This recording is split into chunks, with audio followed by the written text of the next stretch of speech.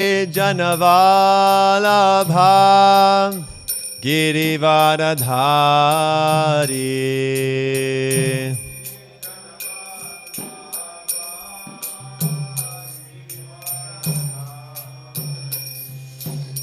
Gopi Janavalabha Girivaradhari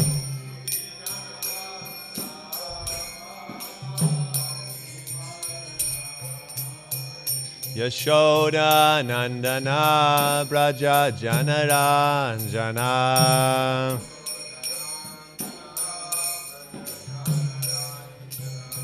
Yashoda Nandana Braja Janaranjana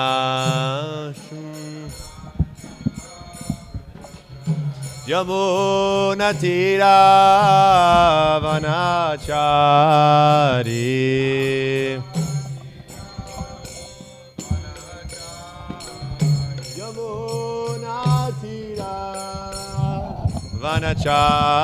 Vanachari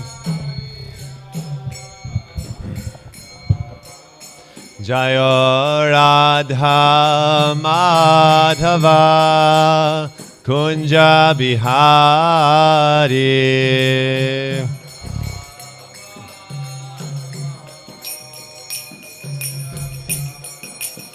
Jaya Radha Madhava Kunja Bihari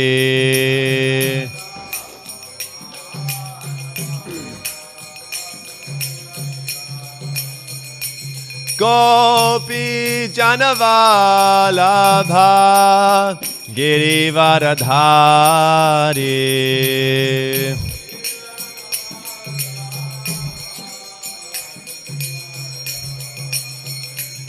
Gopi Janavalabha Girivaradhari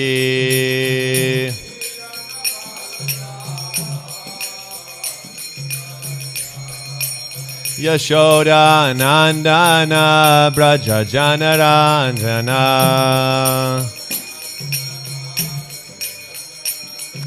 Yashoda Nandana Braja Janaranjana Yamuna Tira Vanachari Yamuna Tira Vanachari Jaya Radha Madhava Kunja Bihari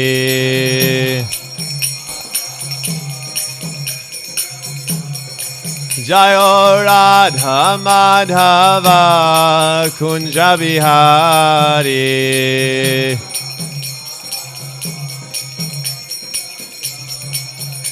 Gopi Janavalabha Girivaradhari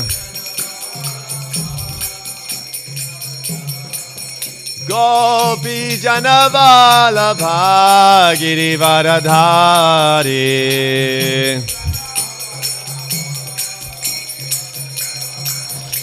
Yashoda Nandana Braja Janaranjana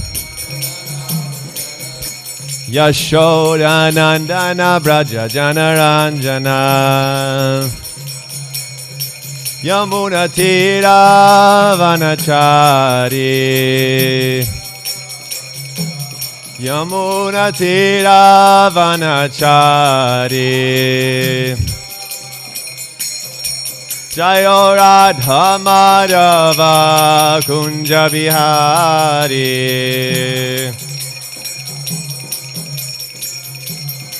Jaya Radha Madhava Kunja Bihari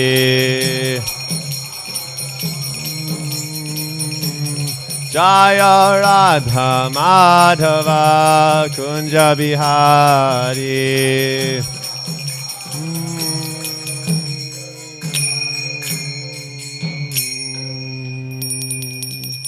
Shri Shri Radha Kalachandji ki jai, Shri Shri Radha Govinda ki jai, Shri Shri Gauranitai ki jai, Jagannath Baladev Subhadra ki jai, Srila Prabhupada ki jai. Hare Krishna.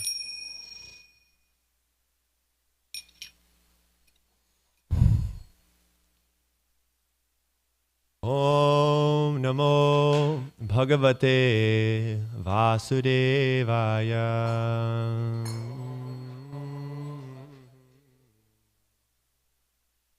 Om Namo Bhagavate Vasudevaya.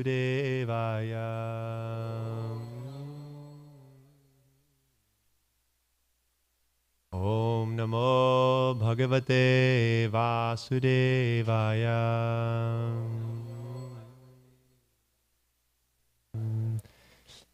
Narayanam Namaskritya Naram Cheva Narottamam Devim Saraswatim Vyasam Tato Jayamudirayet Nashtapraeshu Abhadreshu Nityam Bhagavata Sevaya Bhagavati Uttama Shloke Bhaktir Bhavati Naishtiki Om Ajnanatimirandhasya Jnananjana Shalakaya Chakshurun Militam Jena Tasmai Shri Gurave Namaha.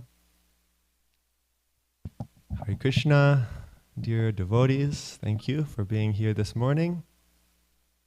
We have all ages here this morning, from 4 months up to our senior exalted devotees.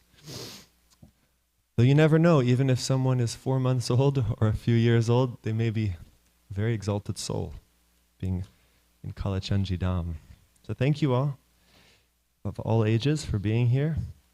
We're continuing the story of Vritrasura's past birth as Chitraketu, the great king. Yesterday we heard about how Angira Muni came and saw that Chitraketu was so attached to having a son. He had married 10 million queens. None of them were able to produce a son, and Chitraketu was in great distress. So Angira Muni, seeing this, offered him a blessing on the king's request that he would have a son. But the son would cause him happiness and distress, both. Harsha Shoka was the name of the son. The king became very attached to Kritadyuti, his main queen, who had this child, and the other queens became jealous and conspired to poison the child. Just imagine the pain of losing a newborn that you love so dearly. So, upon this calamity, the whole kingdom was in distress. They were sobbing, and King Chitraketu was in so much sorrow that he could barely walk or see. And we heard about the chastisement of Kritadyuti. She called out to God, calling him foolish for making this happen, and inexperienced. Then at the end of the chapter, who came back but Angira Muni, and he came this time with Narada Muni as well. So today we're picking up on chapter 15, where we hear the instructions of these two great rishis.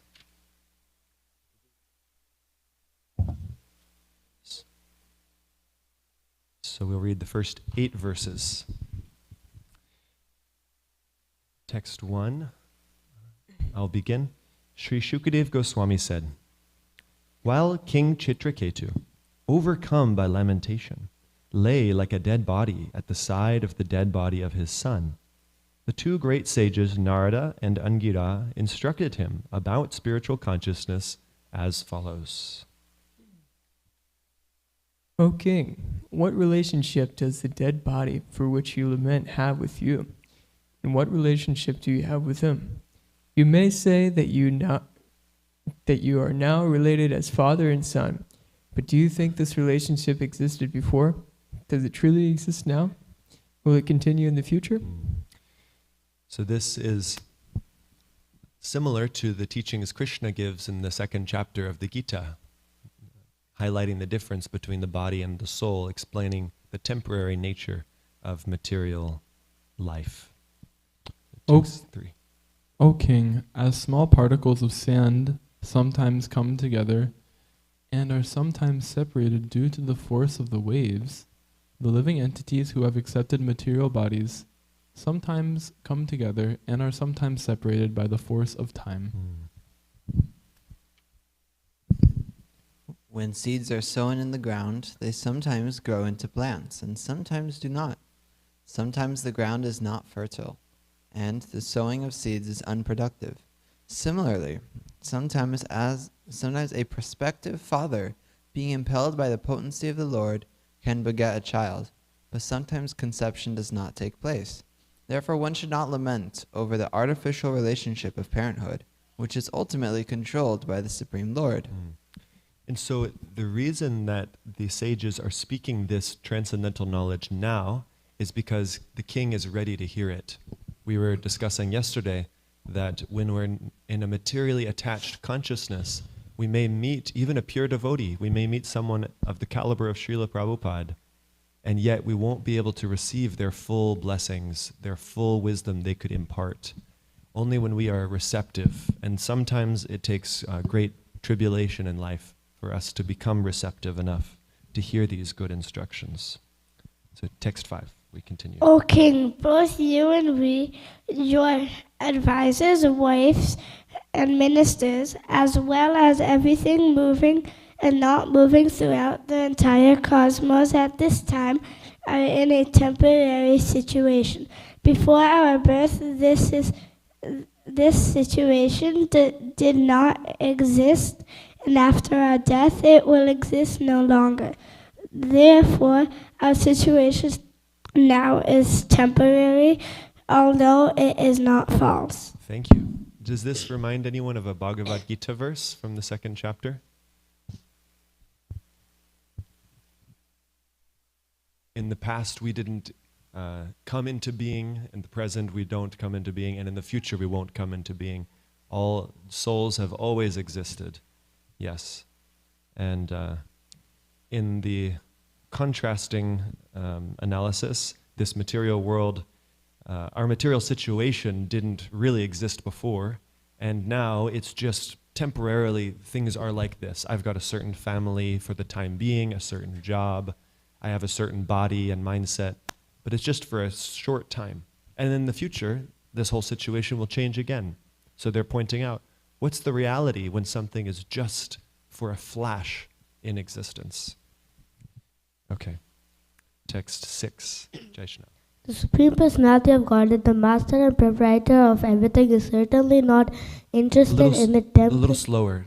Start again. The just a little Supreme slower. Personality of Godhead, the Master and Proprietor of everything, is certainly not interested in the temporary cosmic manifestation. Nonetheless, just as a boy at the beach creates something in which he is not interested, the Lord, keeping everything under his control, causes creation, maintenance, and annihilation. He creates by engaging a father to beget a son. He maintains by engaging a government or king to see to the public's welfare, and he annihilates through agents for killing such as snakes. The agents for creation, maintenance, and annihilation have no independent potency, but because of the spell of illusionary energy, one thinks himself the creator, maintainer, and annihilator. Thank you. So the sages are explaining the illusion that we're in this world. The illusion is that I am this body, and this body will go on forever, and the bodies of my family are mine, and they will also go on forever. And I am the creator, I maintain my home and my family. But really, although it appears to be this way, Krishna is actually the one pulling the strings.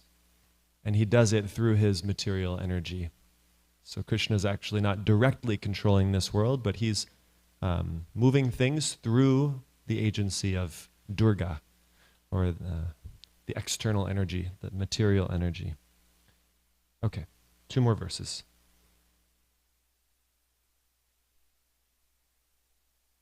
As from one seed another seed is generated, O king, so from one body, the body of the father, through another body, the body of the mother, a third body is generated, the body of a son. As the elements of the material body are eternal, the living entity who appears through these material elements is also eternal. So modern science says that life comes from matter. In this verse, the sages are saying that material bodies come from other material bodies, but the life in the body does not. Karmana daiva netrena. It's said in Kapila Dev's teachings that actually it's daiva, it's God who arranges that a certain soul comes in a certain body. It's not that because 2 material bodies create another one, and that's the cause of the soul being there. It's by the will of Krishna. And so we can't create life. We have to depend on Krishna. All we can do is produce another material body. Okay, last verse. Divisions of generalization and specification, such as nationality and individuality, are the imagination of persons who are not advanced in knowledge. Thank you. So they're mildly pointing out his foolishness. They're saying, if you think you're a king, if you think you're a father, then this is a symptom of ignorance. So we will go back to text 3.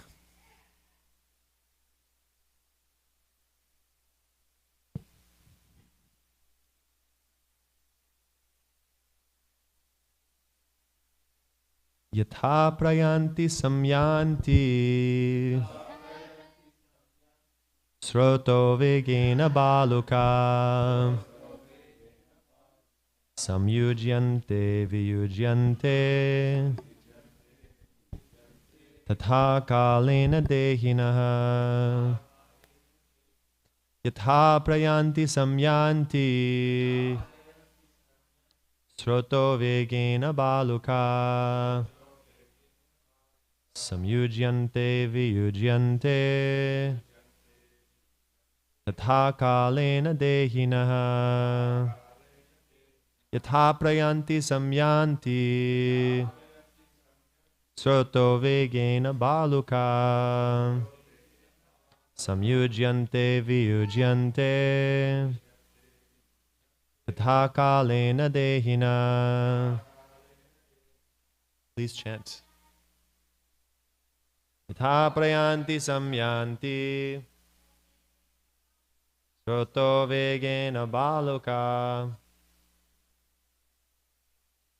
samyujyante viyujyante tatha kalena dehina. Yatha prayanti samyanti sroto vegena baluka samyujyante viyujyante tatha kalena dehina.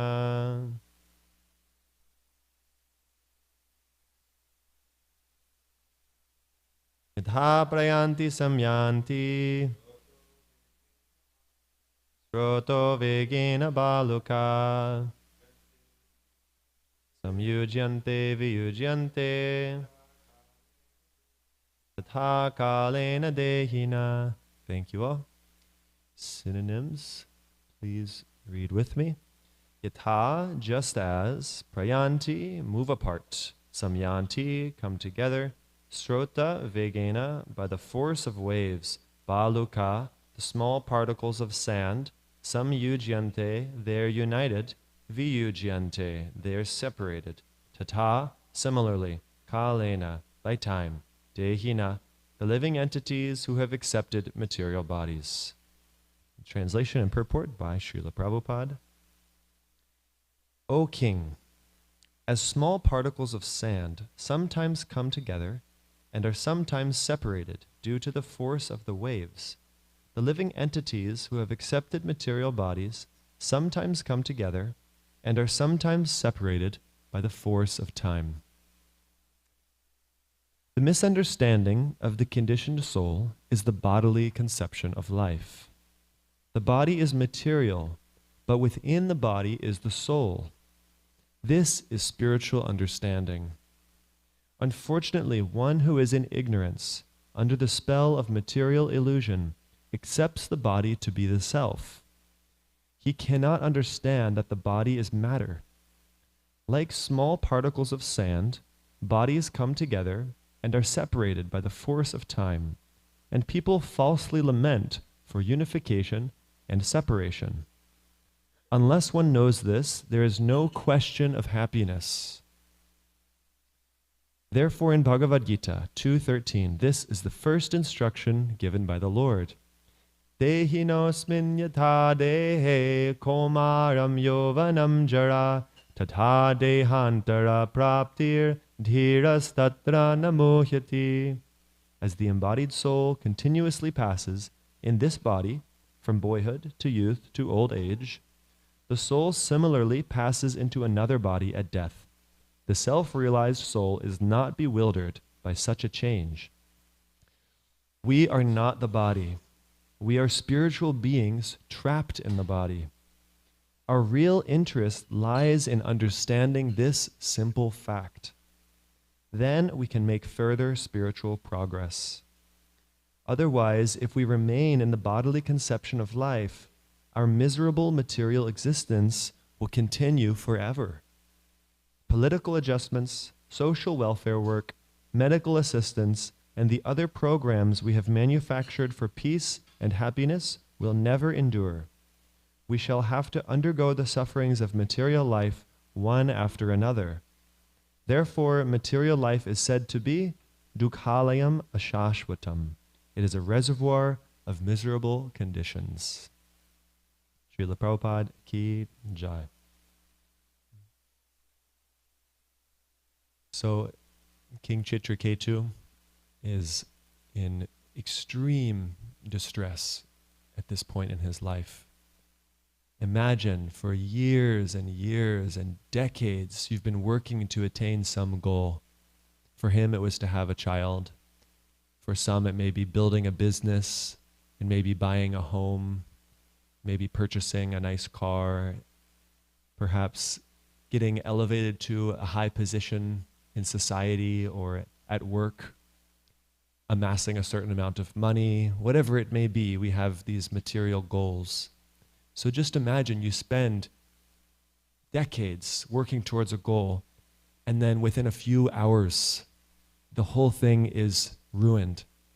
Like you buy this beautiful new mansion, you've been dreaming your whole life for this home, and it's in Los Angeles. And right now, so many homes are just going up in flames. So he's in this situation that it's not just ordinary difficulty, it's extremely difficult because of the work he put in to get to this situation. And even he wasn't destined to get this son, but because of the blessing of Angira, this great sage, he received it. So it was a special adjustment. In this extreme sorrow, these pure souls approach him and are instructing him very simple teachings. Very, very simple. We've heard these same ideas again and again and again, that material bodies are temporary and they're not who we are. Material life is painful, often, and then we die. Some harsh, sober truths about our condition in this world.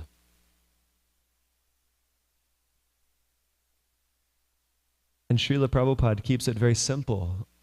Just as the sages are doing, in the same mood, Srila Prabhupada isn't beating around the bush. He's just saying what we need to do. he says, we need to understand this simple fact that we are not a body. We are a soul trapped in a body.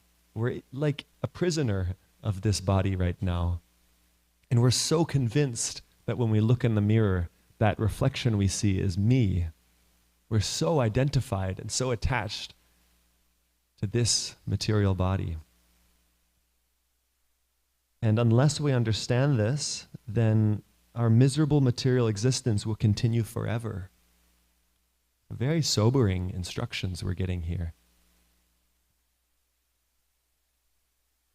Can we receive these teachings without being in great sorrow? Perhaps we are going through some great difficulty in life at the moment. If we are, then likely we are more receptive to hearing these instructions. If we're not going through great struggle right now, can we be intelligent enough to receive these teachings before we have to go through some great tribulation in life? Therefore, yesterday we emphasized the importance of hearing regularly from Srimad Bhagavatam. It said, Shoka Moha Bhayadaya. By hearing Srimad Bhagavatam, then all of our lamentation, illusion, and fear will disappear, and we will develop love for Krishna. Otherwise, we will be overwhelmed by the false ideas in this world. Most people we interact with are thinking very deeply. They are so convinced that if they just adjust something in their life, then they'll be happy, right? If I just get that new phone, if I just get healthy, get over this disease, if I just get married, if I just, whatever it might be. This is the great illusion that people in this world are in, that if I just change something a little bit, then I'll be happy. And so when we interact with people in this concept, and when we don't fortify ourselves by hearing the truth, we will be overcome by this illusion. Their worldview will pollute us, and we will not be able to understand just the most simple facts of reality. It's amazing, right? It's so simple. Right now, you can feel your consciousness in your fingertips. You can feel your consciousness in your toes. You can even look inside of your own mind and see the thoughts that are arising. And we are distinct. We are the one observing the body and mind. It's quite clear. Or you can say, you can ask someone, point to your heart, point to your head, now point to your knee, now point to you. Where are you? Of course, we know the soul is in the heart. This is what we hear from the Gita. But just this most simple fact of life, we often misunderstand, or we don't live according to this truth. So in reading Srila Prabhupada's books and hearing Srila Prabhupada's lectures, we see again and again and again and again and again and again. It's the same point, Srila Prabhupada. I get this. I know I'm not the body. Why are you telling me again? We're in the 6th canto. I've already read the Bhagavad Gita. I've already read 5 cantos. And you're still telling me I'm not the body? You're still going back to the first instruction of the Gita? Well, clearly we don't understand. Because if we do understand that we're not the body, then we wouldn't be fearful. We would be able to do extraordinary things. We wouldn't be moved by the ups and downs of this world, right? We hear Krishna just after this verse in 2:14, Matra sparshas tu konteya, shita ushna, sukha dukkha. That someone who is not absorbed in the bodily identity, they are not moved by happiness. If something really great happens in their life, oh, I just won the lottery. I have $1 million. and then you lose it all. You know, your relatives exploit you. You get addicted to drugs, and you lose all your money. Oh no, I'm poor again. That people are moved, but a self-realized soul is not moved by the happiness and distress in this world. A self-realized soul is not moved by being criticized, not moved by praise, not disturbed in failing, not disturbed in, not overly excited when there's success. So if we are moved by these ups and downs in life, then it's a symptom of our thinking we're the body, thinking we're the mind, being attached to this world, thinking that if I just make a little adjustment, if I just, you know, it's like we're in a control room and we're turning different knobs to try to carve out some happiness here in this world. So it's sobering, huh? It's sobering to recognize this. Yeah, you know, I'm trying here to be a pure devotee, and yet I'm falling so short because I am moved by these things. I am still feeling the pains of material life. So what to do? What's the solution? Chant Hare Krishna. Yeah, that's the general prescription, definitely. And especially to do so in the association of devotees. Srila Prabhupada says that it's a hallucination to think that on our own we can become a devotee. It's not possible. The way that Krishna has set things up, the way that Krishna is pleased is that we practice bhakti yoga in the association of others. And in this way, very easily and very joyfully, we can progress in bhakti. Because we, unlike our materialistic association that we may still have, which can easily pollute us with wrong ideas, our sadhu sangha, the association with devotees, will fortify our understanding, fortify at least our theoretical knowledge that who I am as a soul, I'm a servant of Krishna. My happiness lies in coming to the morning program. My happiness lies in chanting good japa. And whatever is happening in life, if I have good japa and good association, then everything is okay. Like I'll share just one verse here and give you all maybe 2-3 minutes to start thinking of reflections and questions you may have. We'll leave ample time for discussion. So I'll just conclude with this beautiful verse from the prayers of the Prachetas. They undergo thousands of years of austerity under the guidance of Lord Shiva, and when they finally see the Supreme Lord, they have this wonderful prayer where they say that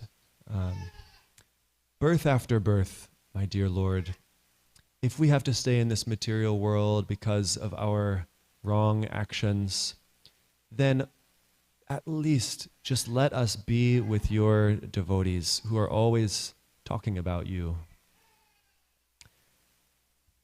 I have a maybe difficult life here in Dallas with my service, with my family, with my health, whatever. There are difficulties, but dear Kalachandji, please, whatever may happen, even if I have to take many more births here in Dallas or wherever it may be, please just let me be with your devotees and let me discuss your pastimes. Let me do kirtan with your devotees.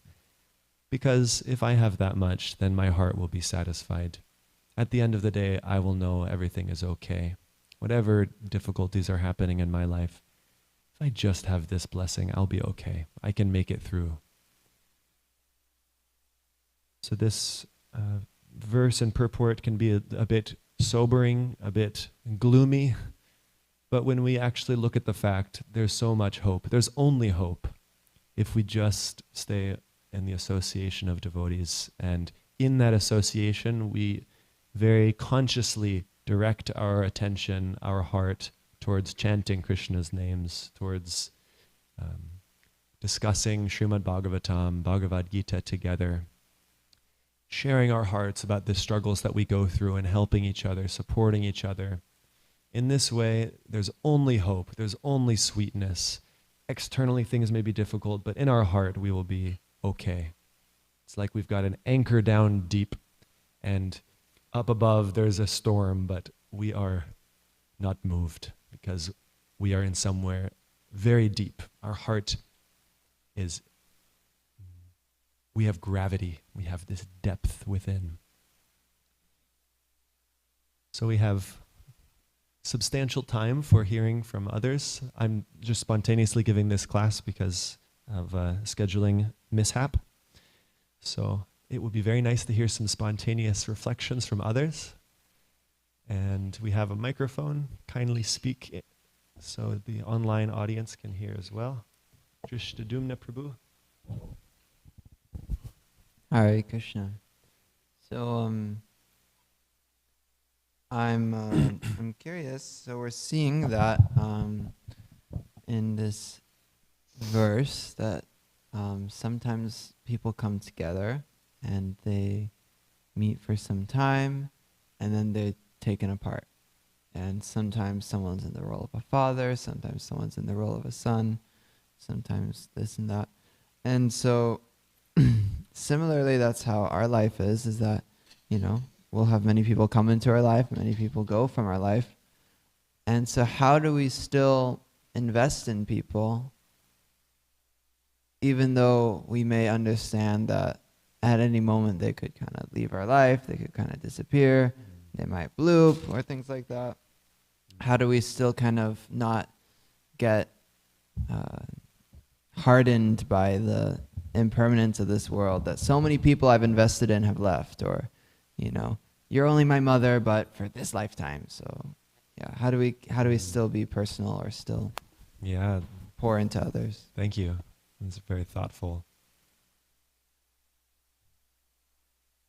One aspect is that we are attached to being with a person's physical body, but simply the remembrance of a Vaishnava is getting their association.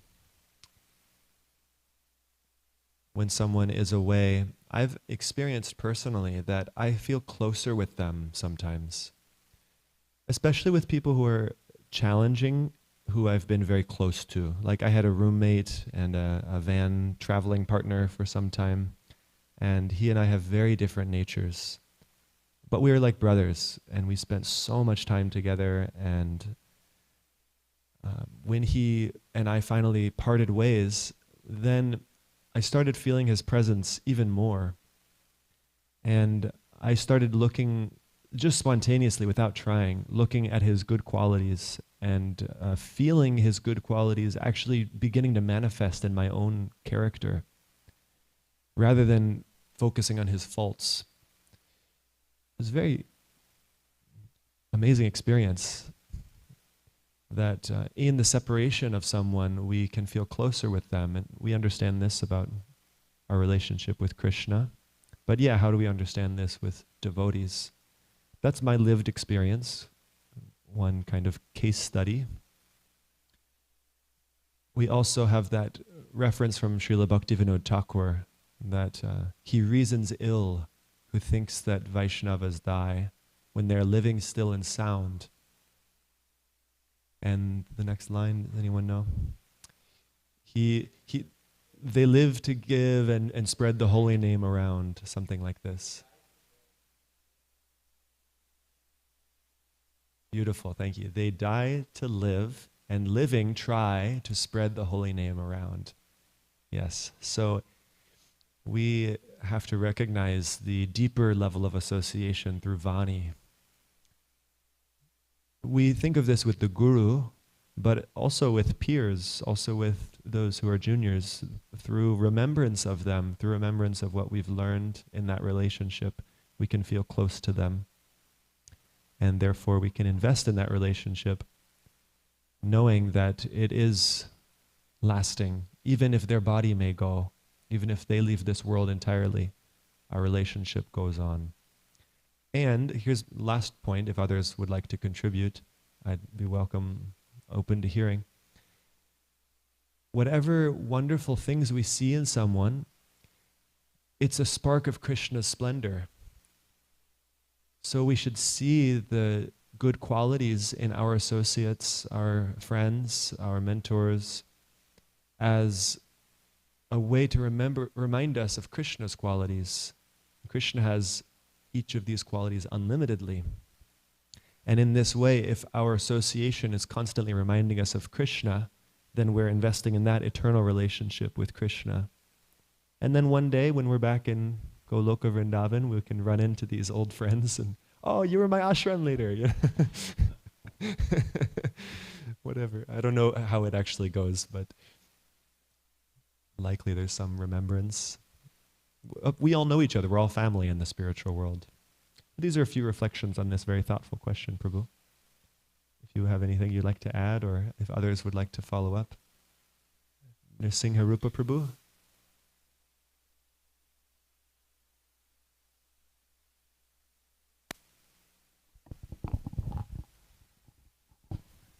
Thank you for the very nice spontaneous class, Prabhu, for stepping in. And yeah, really nice question.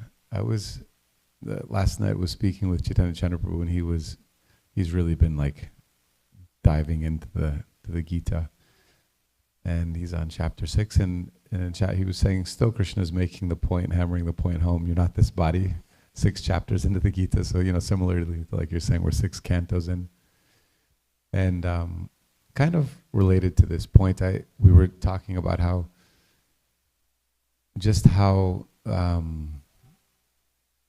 Krishna's mercy upon us, that he allows us, because for many of us, you naturally become attached to your close family members, your close friends.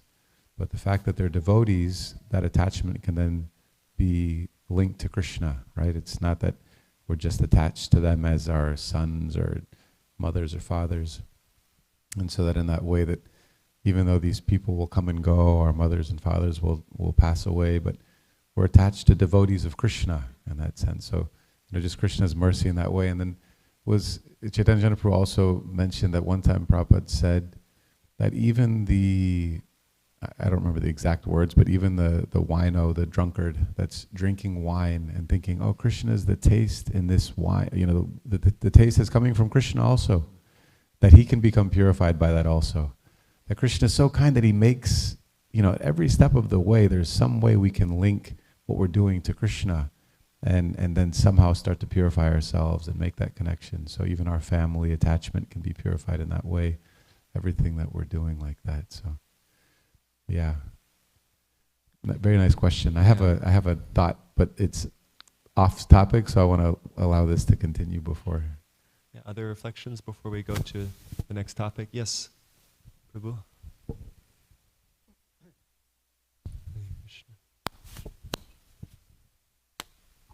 Thank you. Hare Krishna. Hare Krishna.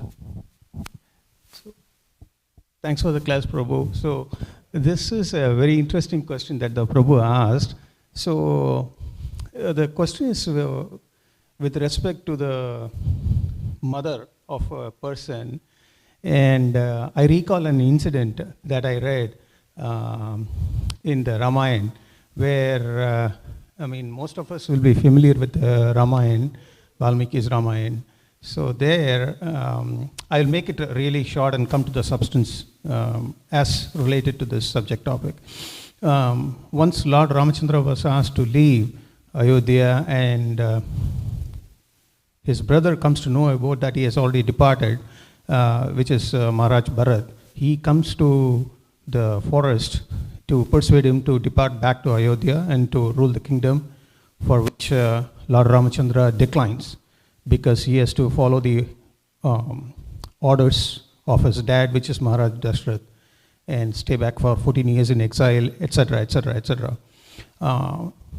In that episode, there is going back and forth between the Lord and Maharaj Bharat as to trying to persuade each other that each other has to give up their target of that conversation, and they have to go back to their original positions, which is Maharaj Bharat needs to go back to Ayodhya and rule the kingdom instead of Lord Ramachandra. That's what Lord Ramachandra wants him to do. And Maharaj Bharat doesn't want to do that because he feels rightly that's against the dharma, where the firstborn son has to do it.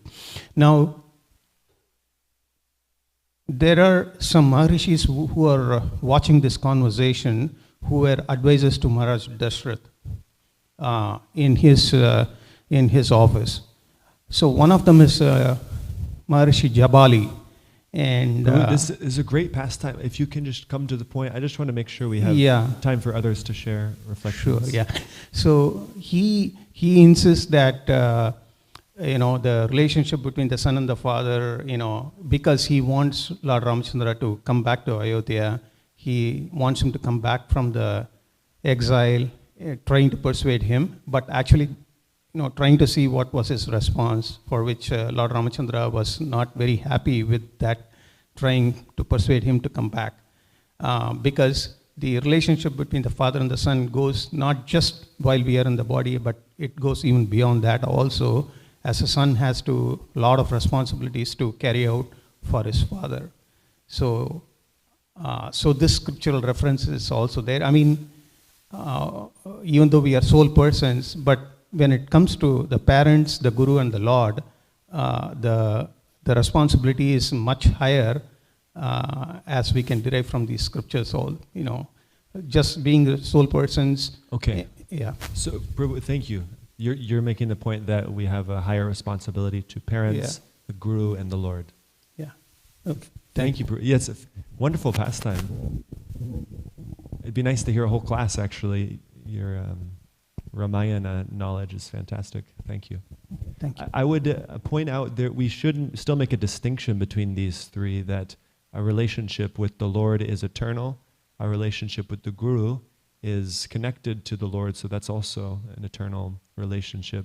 Our relationship with parents in this world is a temporary thing. So yes, it's perhaps we do have a higher responsibility to parents, but still after a short time this relationship is broken. That's the whole instruction here from these sages in this section. So it's very different, the relationship with the father, mother, and the relationship with the Guru and the Lord. I just wanted to add that clarification from your point, Prabhu. Thank you for contributing. Hare Krishna. Hare Krishna. Okay, Nrsingarupa Prabhu had another point. There's a closer microphone just here.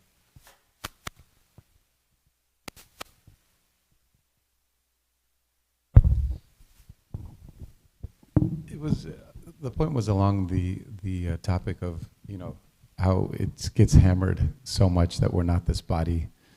And also last night when I was talking to Chaitanya Chandraprabhu, we were reflecting on how every problem, issue in the material world, basically you can boil down to our misidentification with the body, that I am this body.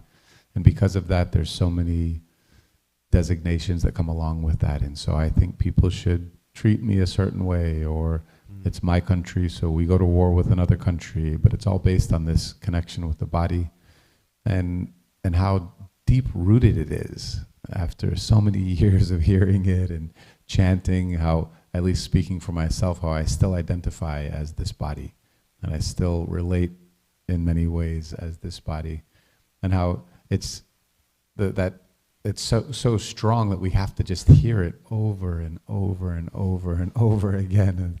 And we were just kind of talking about that a little bit, how if you can take just about any issue in the world and boil it down to I am this body, so I need to make billions of dollars so I can give it to my children because they're connected to my body, and so many things.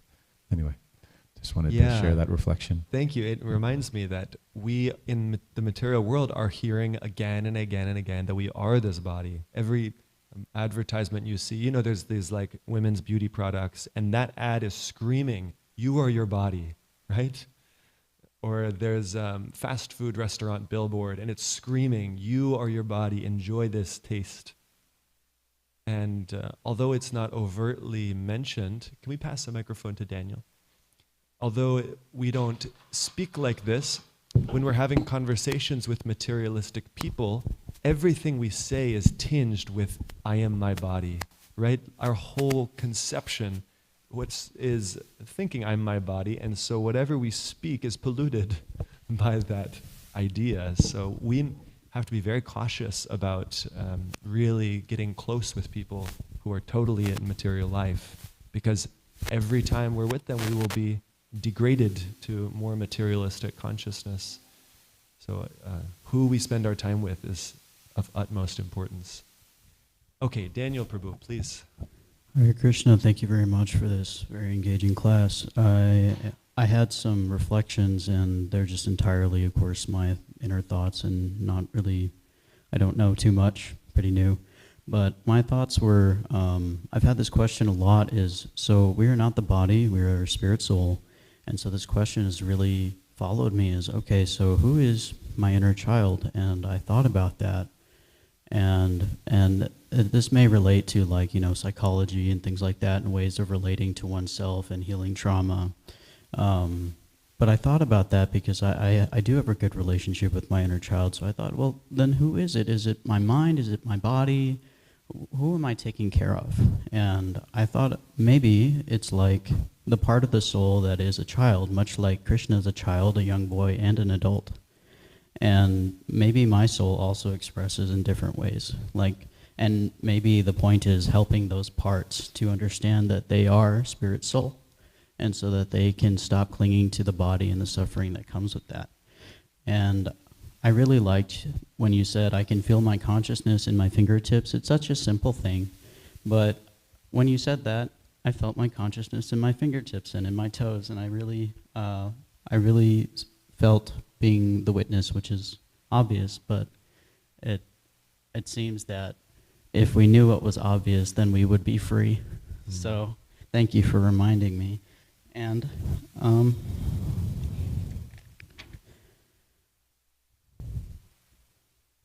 I was thinking a lot about that the relationships are lasting even when they are gone, and that how to engage personally with with souls is from what I understand to be said, is we're engaging with the souls. We're not engaging with the body. We're not attaching to the body like, oh, we're going to have this relationship with your body forever. We're going to have a relationship with your soul forever. I'm going to see you again. And maybe in another expression, or maybe, one day in Godhead. But that's something that's really hard for me to think about, is that the relationships are lasting even when they're gone. And it makes me think a lot about just childhood trauma in general. Like when you grow up in a way where you're very young and you don't have that relationship permanence, and you're just like, oh, everyone's gone, I have no idea what happened, and you feel helpless and alone and trapped. It's really hard to not associate with the body, I think. And so that's something that's just really, I don't know, that I'm thinking about and also feeling deeply, is the relationships are lasting even when they're gone. And how can I meditate on this and so that, and ask Krishna to help me really connect with it, so that it's not painful for me anymore.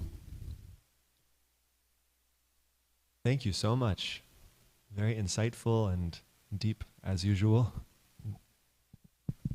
Just share a small comment.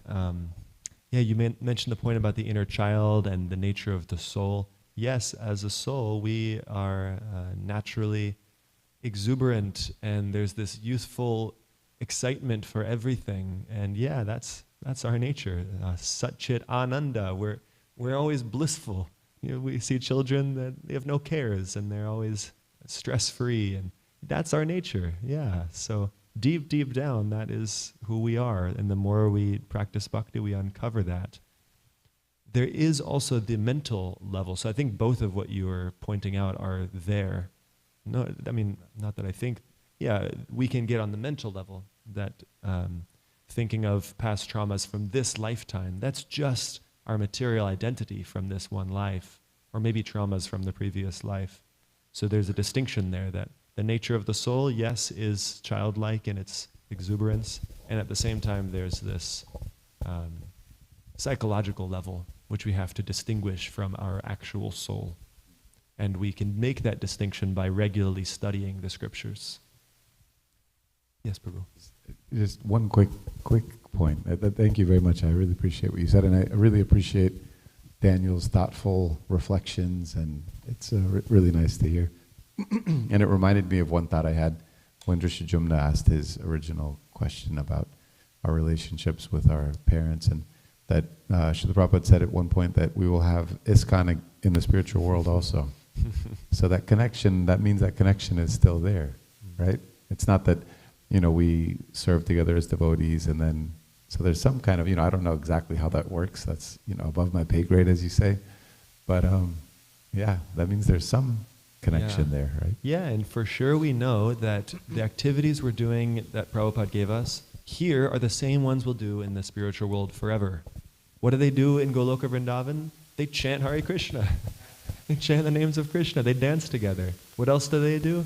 They talk about Krishna. Here in the material world we gossip. In the spiritual world, in Goloka, they're gossiping. It's, you know what, Mother Yashoda and Krishna, what happened over there? They're always talking about Krishna. Even the parents are talking about Krishna and arguing about Radha and Krishna, who's better. Yeah. So whatever we're doing here with each other that's related to Krishna, especially these direct activities of bhakti, hearing, chanting, remembering, this is eternal. And our material bodies won't look, we won't have a material body in the spiritual world. We'll look different, but we'll do the same things together. Therefore, what we're doing here is eternal, and our relationships are eternal. We could go on, but we also have material bodies to feed. So we'll go and take some prasadam now. Thank you all for your kind contributions, and all glories to Srila Prabhupada. Vanchakalpa tarubhyascha kripa sindhubhya eva cha patitanam pavanebhyo vaishnavebhyo namo namaha.